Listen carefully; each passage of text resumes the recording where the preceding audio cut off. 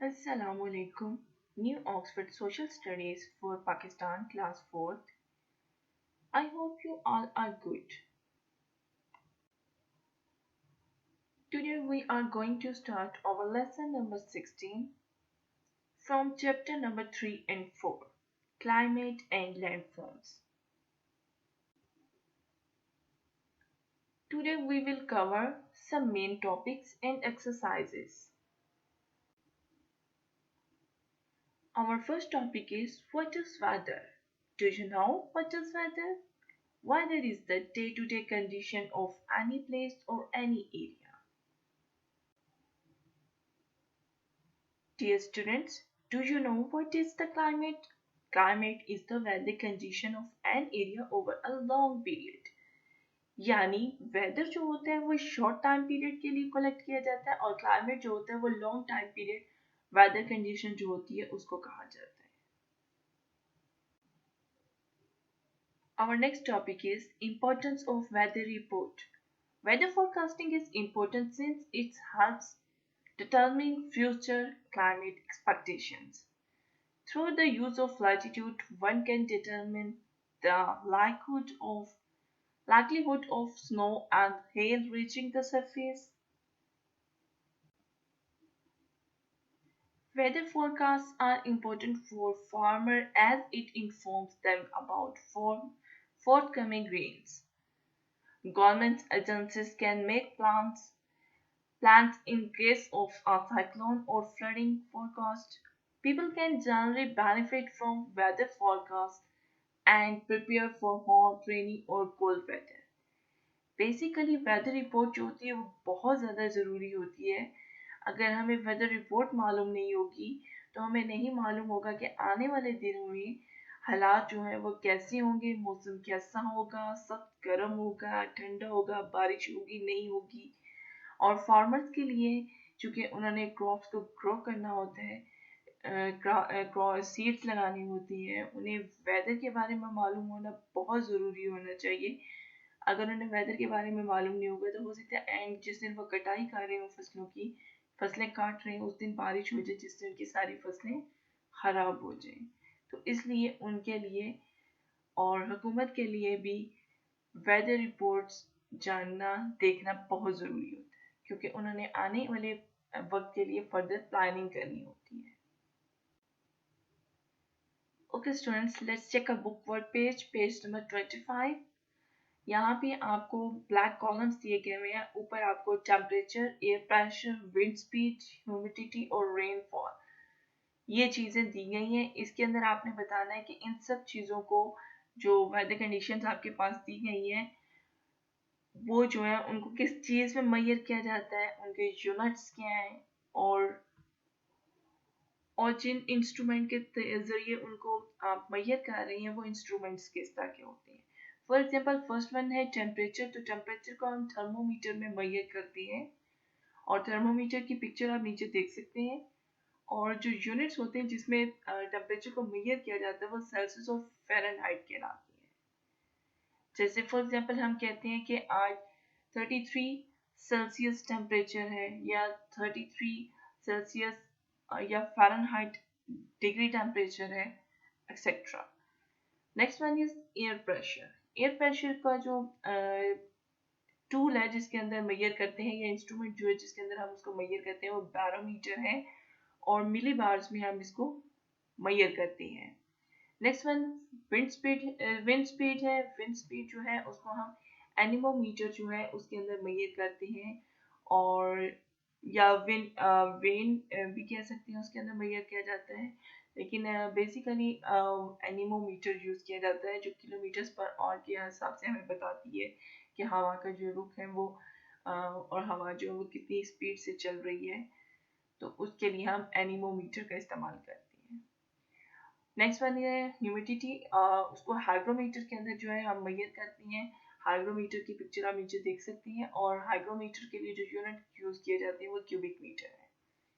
Next one rainfall है. Rainfall को rain gauge के अंदर मेजर किया जाता है और मिलीमीटर कितनी मिलीमीटर बारिश हुई उसके थ्रू जो है इसको यूनिट के थ्रू शो किया जाता है. Our next topic is landforms. A natural feature of Earth's surface are called landforms. For example, river, mountain, valleys, plain, deserts, forests and plateaus etc. नीचे आपको कुछ पिक्चर्स दी गई हैं जिनके अंदर आप डिफरेंट लैंडफॉर्म्स देख सकते हैं. बेसिकली लैंडफॉर्म्स वो फीचर्स होते हैं, वो कुदरती जो होते हैं फीचर्स होते हैं जो कि अर्थ सरफेस के ऊपर नमूदार होती हैं और ये जियोलॉजिकल चेंजेस की वजह से आती हैं. इनके अंदर वॉल्केनोज हैं, hills, island, canyon, desert, ocean, river, जंगल, mountains, marshes, waterfalls, plains, etc. शामिल हैं. Okay, our next topic is passes. Main passes of Pakistan are Khunjra Pass, Khyber Pass, Bolan Pass, Luwari Pass, and Khojak Pass. First one is Khunjra Pass. Khunjra Pass is a high mountain pass in the Karakoram Mountains. अब ये Karakoram mountains जो है वहाँ पे basically passes जो होती हैं natural way होते हैं, नेचुरल रास्ता होता है जो पहाड़ों के दरमियान होता है, एक हिस्से को दूसरे हिस्से से कनेक्ट करता है.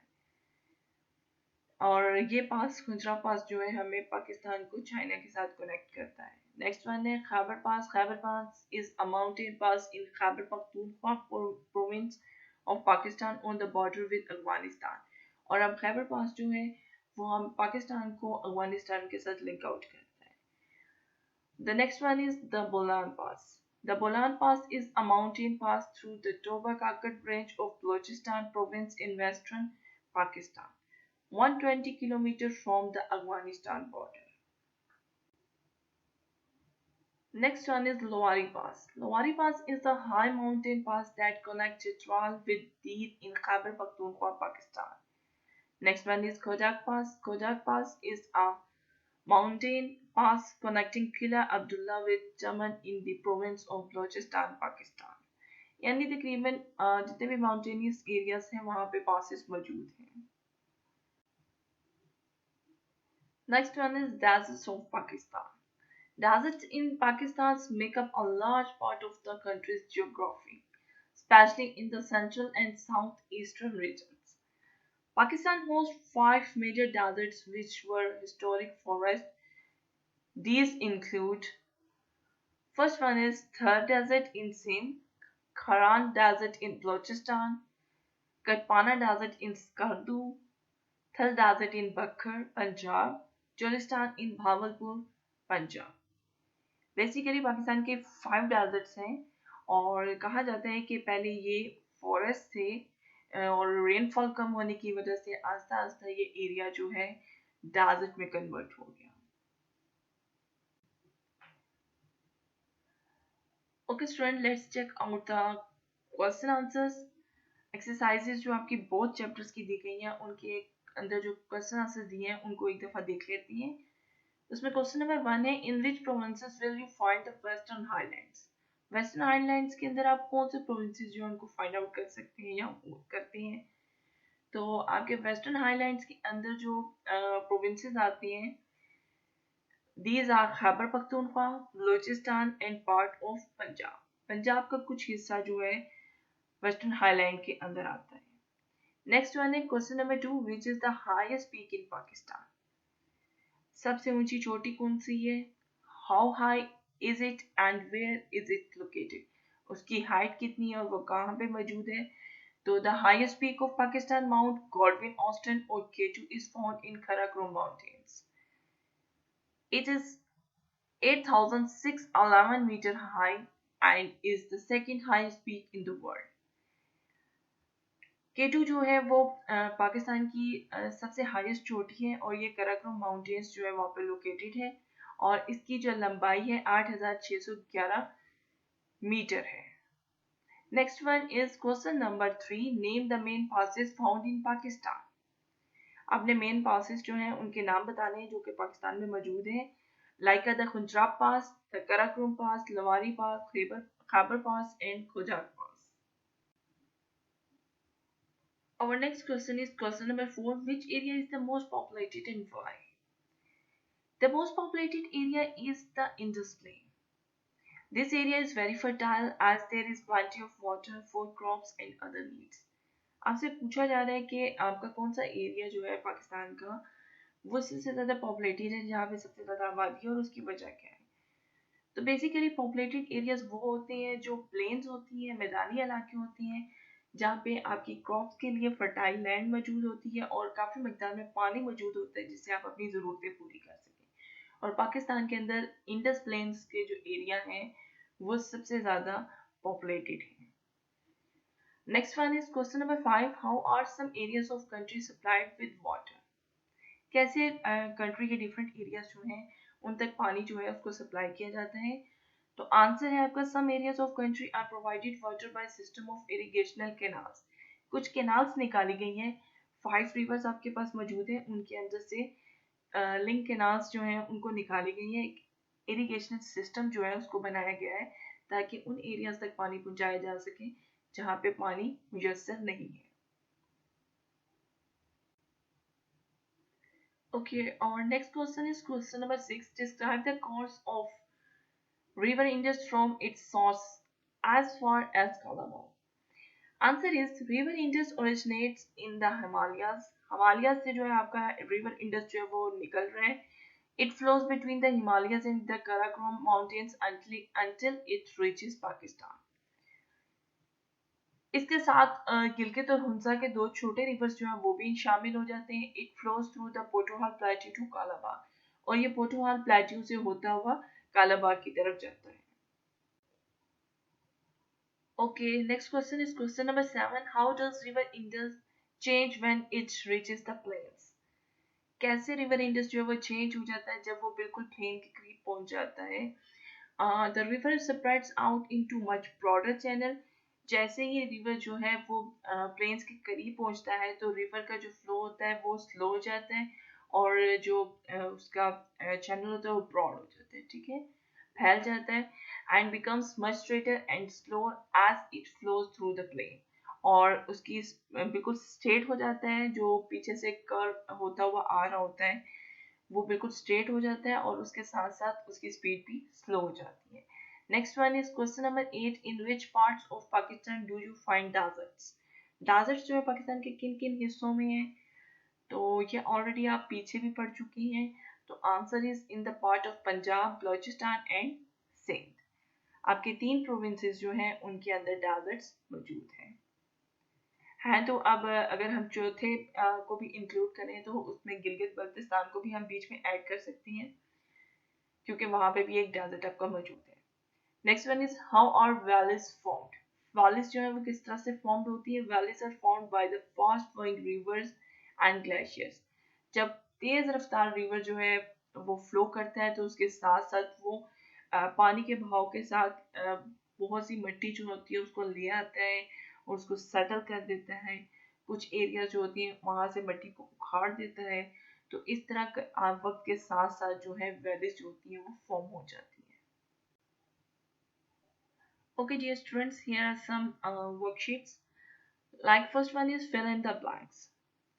अब आपके सामने fill in the blanks दी गई हुई है और इन्हें आप अपनी बुक का जो चैप्टर नंबर 3 और 4 है उसके टेक्स्ट में से जो है सॉल्व करेंगे. For example, first one is weather means dash conditions of heat and cold. तो अगर आप अपने बुक का पेज नंबर 19 देखती हैं और उसकी फर्स्ट लाइन देखती हैं तो वहां पे आपको इसका आंसर मिल जाएगा. जैसे weather means day to day conditions of heat and cold, यानी इस ब्लैंक में आपका आंसर जो आएगा वो डे टू डे कंडीशन आएगा.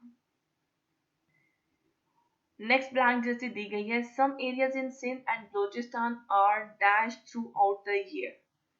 अब पेज नंबर 19 के लास्ट में अगर आप देखें, लास्ट जो 2 लाइन्स हैं उनमें इनका आपको इस ब्लैंक का आंसर मिल जाएगा. Some areas in Sindh and Balochistan are hot throughout the year. फिर थर्ड वन है, climate has a great effect on people's life. Blank में लाइफ आएगा. और पेज नंबर 19 को अगर आप देखें और इसके सेकंड पैराग्राफ की लास्ट सेकंड लाइन जो है उसको अगर आप देखें तो वहां पे आपको आंसर मिल जाएगा, climate has a great effect on peoples lives. उसके बाद अगर आप नेक्स्ट ब्लैंक देखते हैं, the earth is surrounded by the dash. तो पेज नंबर 20 पे अगर आप आते हैं और आपका जो सेकंड फैक्टर है हाइट और अल्टीट्यूड, वहां पे इसको फर्स्ट लाइन में आपका आंसर मिल जाएगा, the earth is surrounded by the atmosphere. Blank के अंदर आप क्या पुट करेंगे, एटमोस्फियर। इसी तरह आपने बाकी की जो ब्लैंक्स हैं वो फाइंड आउट करनी है अपनी टेक्स्ट के अंदर से और उनको कंप्लीट करना है। Our next worksheet is about true false। और ट्रू फॉल्स भी आपकी जो बुक की टेक्स्ट है उसके अंदर से लिए गए हैं, कुछ एक्सरसाइजेस में से लिए गए हैं। फॉर एग्जांपल जैसे फर्स्ट वन है, deserts are very dry places. Of course ये वाला जो आपका ट्रू फॉल्स है ये ट्रू है, और ये आपके पेज नंबर 25 से लिया गया है, जहाँ पे आपको ट्रू फॉल्स ऑलरेडी दिए गए हैं। उसका थर्ड ट्रू फॉल है ये, deserts are very dry places. Of course ये राइट होगा क्योंकि डेजर्ट्स जो होती हैं वो हमारी ड्राई होती हैं। नेक्स्ट वन है आपका, हाईलैंड्स आर माउंटेनियस एरियाज। तो अगर आप पेज नंबर 22 पे आते हैं और हाईलैंड्स वाला जो टॉपिक है आपका उसको देखते हैं, तो उसकी फर्स्ट लाइन में आपको आंसर मिल जाएगा, highlands are mountainous areas. Of course highlands जो है वहाँ पे आपके माउंटेन्स मौजूद हैं, इसी वजह से उन्हें हाईलैंड्स कहा जाता है। तो यानी ये वाला भी आपका जो दिया गया है आपको पॉइंट वो राइट है। Next one is, high areas are usually hot. Of course ये गलत है क्योंकि हाई एरियाज जो होते हैं वो आपके हॉट नहीं होते, कोल्ड होते हैं। Next one, the western mountains gets less rainfall. तो नेक्स्ट वन जो है आपका जो आपको दिया जा रहा है, the western mountains get less rainfall. तो ये आपको पेज नंबर 22 पे आपका जो हाईलैंड्स वाला टॉपिक है उसकी लास्ट लाइन में मिल जाएगा, the western mountains get less rainfall. बाकी के जितने भी हैं उनको कंप्लीट करने के लिए ट्रू फॉल्स को आपको अपने दोनों चैप्टर्स की जो टेक्स्ट है उसको अच्छे से पढ़ना है। जब आप उस टेक्स्ट को पढ़ लेंगे तो तब आप सीबीटी जो है वो करने के काबिल हो जाएंगे। तो जब तक आप टेक्स्ट को कम्प्लीटली रीड आउट करके मेन पॉइंट्स जो है उनको अंडरलाइन नहीं करेंगे, तब तक आप पेपर के या असेसमेंट के जो ट्रू फॉल्स हैं और फिल इन द ब्लैंक्स हैं उनको कंप्लीट नहीं कर पाएंगे। Okay, dear students, I hope you understood all the questions and topics very well. Best wishes for your next assessment. Thank you.